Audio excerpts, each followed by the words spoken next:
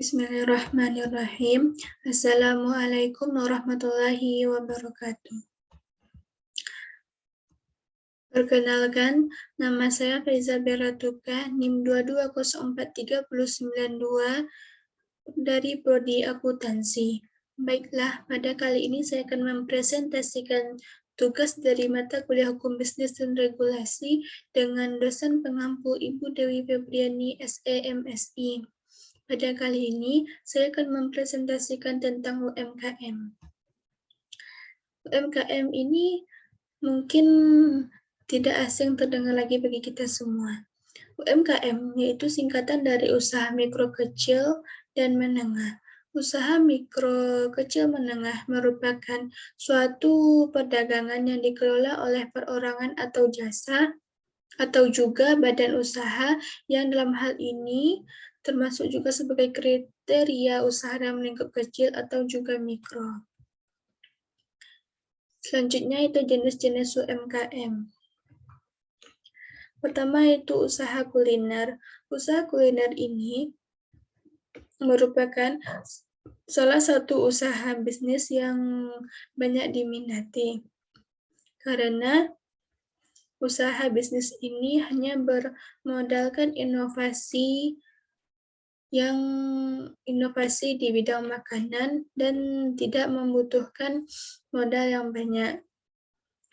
Usaha kuliner ini bisa dibilang sangat menjanjikan karena di mana kita sama-sama mengetahui bahwa makanan itu merupakan kebutuhan sehari-hari bagi setiap orang. Yang kedua itu usaha fashion. Usaha fashion ini juga menjanjikan karena di mana fashion tersebut berubah tiap tahunnya. Ada perubahan, ada tren terbaru setiap tahunnya, di mana hal tersebut dapat meningkatkan pendapatan bagi pelaku bisnis. Yang ketiga itu usaha agribisnis. Usaha agribisnis ini itu usaha yang berkaitan di bidang pertanian, di mana kita hanya membutuhkan tanah yang luas. Tanah tersebut dapat kita jadikan lahan untuk agrobisnis yang dapat menguntungkan. Yang keempat yaitu usaha elektronik. Usaha elektronik ini itu menjual barang-barang elektronik seperti menjual laptop, alat elektronik, lampu, sound system, rice cooker, dan lain-lainnya. Yang kelima itu usaha furnitur. Contoh usaha furnitur ini yaitu menjual barang-barang perlengkapan dapur, lukisan-lukisan, alat-alat pelengkap ruang tamu, dan lain sebagainya. Yang terakhir yaitu usaha di bidang jasa. Contoh UMKM di bidang jasa ini yaitu servis motor, servis AC, servis laptop, dan lain sebagainya. Selanjutnya itu kriteria UMKM. Usaha dapat dikatakan UMKM yaitu apabila pertama itu usaha mikro. Usaha mikro atau UMKM adalah usaha ekonomi produktif yang dimiliki perorangan maupun badan usaha sesuai dengan kriteria usaha mikro. Usaha yang bisa dikatakan sebagai usaha mikro UMKM adalah bila memiliki keuntungan dari usahanya sebesar 300 juta dan memiliki aset atau kekayaan bersih minimal sebanyak 50 juta. 50 juta ini di luar aset tanah dan bangunan. Contoh UMKM mikro adalah pedagang kecil di pasar, usaha pangkas rambut, pedagang asongan, dan sebagainya. Yang kedua itu usaha kecil. Usaha kecil UMKM adalah suatu usaha ekonomi produktif yang independen atau berdiri sendiri, baik yang dimiliki perorangan atau kelompok dan bukan sebagai badan usaha cabang dari perusahaan utama. Usaha yang masuk kriteria usaha kecil adalah usaha yang memiliki kekayaan bersih 50 juta hingga 500 juta. Lalu penjualan per tahun berkisar dari angka 300 juta sampai dengan 2, miliar. Contoh UMKM kecil dalam usaha itu restoran kecil, bengkel motor, catering, usaha fotokopi, dan sebagainya. Yang ketiga itu usaha menengah. Usaha menengah adalah usaha dalam ekonomi produktif dan bukan merupakan cabang atau anak usaha dari perusahaan pusat, serta menjadi bagian secara langsung maupun tak langsung terhadap usaha kecil atau usaha besar, dengan total kekayaan bersihnya sesuai yang sudah diatur dengan peraturan perundang-undangan. Kriteria kekayaan bersih dari usaha menengah sudah di atas 500 juta hingga 10 miliar rupiah yang tidak termasuk bangunan dan tanah tempat usaha. Kemudian, hasil penjualan per tahunnya mencapai 2, miliar sampai 50 miliar. Contoh UMKM menengah adalah perusahaan pembuat roti skala rumahan, restoran besar, hingga toko bangunan. Selanjutnya, ciri-ciri UMKM. Yang pertama itu jenis komoditi atau barang yang ada pada usahanya tidak tetap atau bisa berganti sewaktu-waktu. Kedua, tempat menjalankan usahanya bisa berpindah sewaktu-waktu. Yang ketiga, usahanya belum menerapkan administrasi, bahkan keuangan pribadi dan keuangan usaha masih disatukan. Keempat, biasanya pelaku UMKM belum memiliki akses perbankan, namun sebagian telah memiliki akses ke lembaga keuangan non-bank. Yang terakhir yaitu, pada umumnya belum punya surat izin usaha atau legalitas, termasuk NPWP. Selanjutnya itu keunggulan UMKM. Yang pertama itu kemudahan dalam mengadopsi inovasi dalam bisnis, terutama dalam bidang teknologi.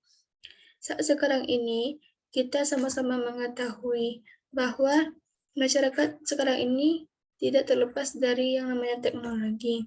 Dalam usaha bisnis, kita dapat menggunakan teknologi untuk mencari informasi untuk inovasi-inovasi bisnis kita yang dapat mengembangkan bisnis kita. Yang kedua itu kemudahan dalam faktor hubungan antar karyawan karena lingkupnya lebih kecil.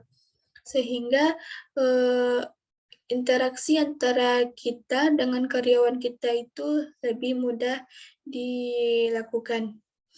Yang ketiga itu fleksibilitas untuk menyesuaikan bisnis dengan kondisi pasar yang dinamis. Selanjutnya yaitu persoalan hukum bisnis. Banyak persoalan yang terjadi dalam bisnis tersebut. Yang pertama yaitu permodalan. Banyak dari pelaku UMKM yang yakin bahwa perusahaannya akan tumbuh dan dapat memperluas pemasaran, namun terkendala dengan modal. Oleh karena itu, banyak dari pengusaha UMKM ini mengambil jalan untuk memanfaatkan lembaga keuangan mikro, walaupun dengan beban dan risiko yang cukup berat. Yang kedua itu distribusi barang dan pemasaran kurang tepat. Yang ketiga itu mendapatkan dan mempertahankan pelanggan. Permasalahan para pelaku UKM bagi yang baru memulai usaha yaitu pelanggan, di mana untuk mendapatkan pelanggan itu kita harus bisa menentukan pasar dan menyiapkan strategi yang tepat untuk bisa bersaing dengan kompetitor. Yang keempat yaitu manajemen keuangan. Secara harfiah, memiliki arus kas yang kuat dapat membuat bisnis berjalan. Karena pada dasarnya manajemen keuangan berhubungan langsung dengan arus kas. Pengelolaan arus kas yang salah akan menimbulkan masalah pada bisnis kita. Itulah permasalahan UMKM yang sering dihadapi saat ini. Tidak sedikit pada pelaku UMKM di Indonesia yang tidak memperhatikan pengelolaan keuangan bisnis. Selanjutnya itu perizinan. Kepemilikan badan hukum yang jelas hanya dimiliki oleh segelintir pelaku UMKM. Mayoritas UMKM ini juga mengalami tantangan di bidang pengetahuan mengenai aspek legalitas dan perizinan, termasuk persyaratan sampai dengan bagaimana proses yang ditempuh dalam proses pengurusannya. Selanjutnya itu pembukuan yang masih manual. Pembukuan termasuk dalam pengelolaan keuangan yang menjadi salah satu inti keberhasilan usaha. Kesulitan dalam memperhitungkan omset, laba kotor, sampai dengan laba bersih. Karena pembukuan yang masih manual seringkali menghambat UMKM untuk bisa grow dan scale up bisnisnya. Selanjutnya itu manajemen waktu. Manajemen waktu merupakan hal yang terlihat sepele. Namun, pada dasarnya manajemen waktu merupakan permasalahan waktu yang banyak dihadapi UMKM. Lebih dari 90% pemilik bisnis bekerja multitasker. Mereka bekerja menjadi pengusaha sekaligus pemilik bisnis kecil dan pengurus semua masalah bisnis kecil.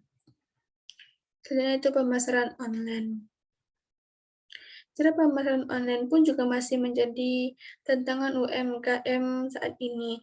Kurangnya pengetahuan sampai dengan adaptasi terhadap internet dan perkembangan teknologi yang dialami pelaku UMKM yang mayoritas didominasi oleh generasi.